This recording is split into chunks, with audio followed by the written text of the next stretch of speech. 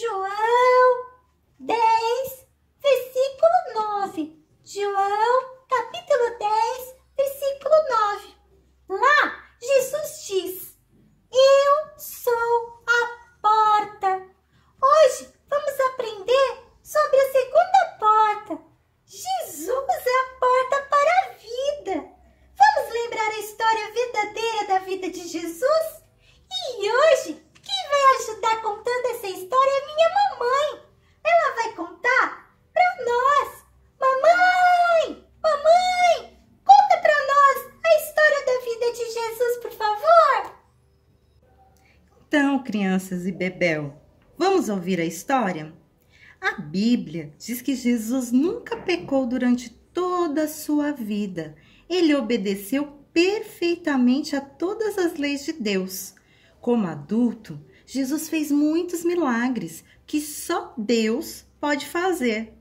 Você já ouviu falar de algum dos milagres feitos por Jesus? Hein, crianças? Hein, Bebel? Eu já ouvi, sim. Jesus fez esses milagres para ensinar as pessoas sobre Deus e a sua casa no céu. Jesus multiplicou pães e peixes, Jesus curou cegos, surdos, mudos, Jesus curou doentes. Ele queria que as pessoas acreditassem que ele era o Filho de Deus, mas havia as pessoas que não acreditavam. Alguns odiavam o que Jesus ensinava e fazia. Eles não queriam pensar sobre o seu pecado e a necessidade de serem perdoados. Mandaram prender Jesus por ter dito que ele era Deus. O governador romano mandou crucificar Jesus, pregá-lo numa cruz, uma forma de morte comum para os criminosos. Os soldados romanos bateram em Jesus com chicote, cuspiram nele e puseram na cabeça dele uma coroa com espinhos pontiagudos. Ele teve, depois de carregar uma cruz pesada desde a cidade até um monte fora de Jerusalém, enquanto a multidão ria e zombava dele.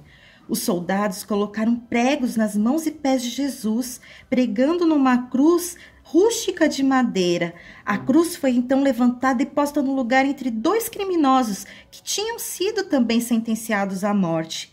Muitas pessoas se reuniram junto à cruz. Havia alguns que tinham ido para caçoar.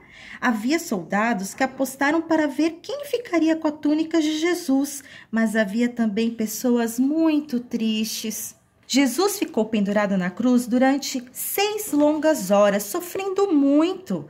Os dois criminosos, um de cada lado de Jesus, também sofriam. Eles eram ladrões e mereciam o castigo, mas Jesus não tinha feito nada. Enquanto olhava a multidão que zombava e a aposta dos soldados que o haviam colocado naquela cruz, Jesus disse: Pai, perdoa-lhes, porque não sabem o que fazem. Depois Jesus gritou: está consumado, e inclinou a cabeça e morreu. O plano de Deus estava agora completo. Ele foi o Salvador prometido, que aceitou o castigo pelo pecado do mundo. Um amigo de Jesus teve permissão para remover seu corpo da cruz. Ele envolveu ternamente o corpo de Jesus em panos e levou-o a um túmulo novo, colocando dentro dele. Uma pedra grande foi rolada para fechar a entrada do túmulo. Os seguidores de Jesus ficaram profundamente tristes, confusos, com medo. Eles não compreendiam por que tudo isso tinha acontecido e ficaram preocupados de também serem mortos porque eram amigos de Jesus. 3 dias depois da morte de Jesus, algumas mulheres que o conheciam foram até o túmulo. Elas queriam colocar aromas nas dobras da sua mortalha, que eram os panos que envolviam o corpo de Jesus. Era um costume. Ao chegarem ao túmulo do jardim, ficaram surpresas ao ver que a grande pedra tinha sido removida. Pensando que o corpo de Jesus tinha sido roubado, uma das mulheres foi correndo contar isso aos outros seguidores de Jesus.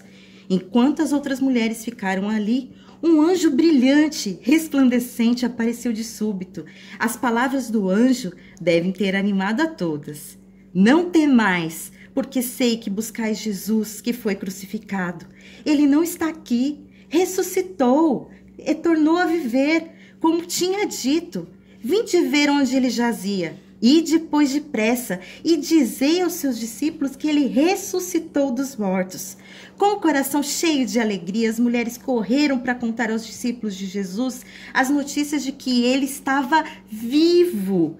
Essas são as ótimas notícias para você, Bebel, para vocês, crianças. A morte, o sepultamento e a ressurreição de Jesus fazem parte do plano de Deus, faziam parte do plano de Deus desde aquela época, como o nosso versículo da memorização. Lembram dele? 1 Coríntios 15, 3 e 4? Desde que Jesus está vivo, você pode saber que Deus aceitou o castigo dele em seu lugar. Porque Jesus está vivo, ele pode mudar você por dentro, para que possa viver para agradá-lo. Porque Jesus está vivo, você pode viver para sempre com ele, um dia no céu. Que maravilhosa notícia!